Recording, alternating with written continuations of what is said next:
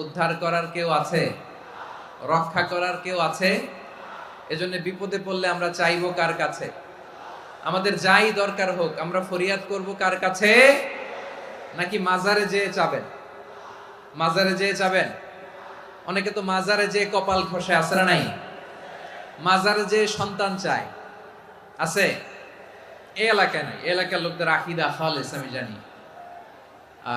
মাজারে যে কপাল ঘষে আর সন্তান চায়। আচ্ছা, মাজারে গেলে সন্তান পাওয়া যায়?